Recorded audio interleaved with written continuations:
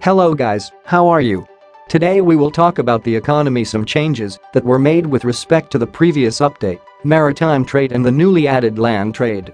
The first thing you have to know is that they have added something similar to land trade, but in reality it is not. It is a function that now the villages of different kingdoms will be able to share resources with each other when one is missing and the other is over. For example, the capital lacks bread, but another town of the same kingdom has plenty of it, then that town will provide resources to the capital, and thus with all the kingdoms, this is affected by the greed trait, since if the leaders of the towns they will not want to share often diplomacy, humor and personality, among other factors. What I think is that this can give room to a land trade in future updates, since this, although they exchange resources, only happens when they are from the same kingdom.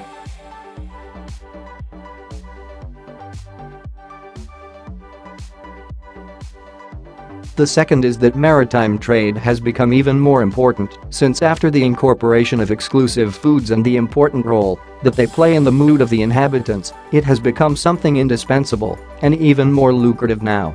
That now the merchant ships also exchange foods such as hamburgers, cider, cakes, beers, for gold. The dynamics is something like this: the merchant ships leave the ports of origin to ports of other towns with gold, resources and food. When arriving at the port they exchange these for gold or buy until they return to the port of origin, where upon arrival you can notice the change in gold. As for the fishing boats, now you can see the fish as another resource of the town, and those of war have been optimized. The third thing is that now there is the administration attribute, and this has become the most important currently, and I will explain why. This attribute is in all civilians, but it is much more important in kings and leaders, since according to their score in this attribute, the towns or kingdoms that they administer will have a better economy, less taxes will produce more goods, that is, more products, the kingdom may have more villages, and the kingdom may have more peoples. As you can see, this is fundamental.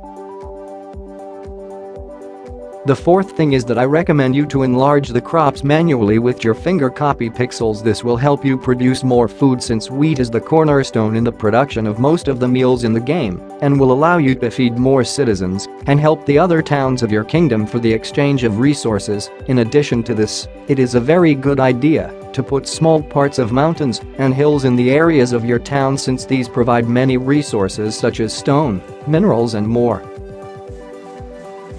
The fifth thing is that the personalities of kings and leaders can also influence how your kingdom behaves economically, so make sure your kings and leaders are happy and have their favorite food.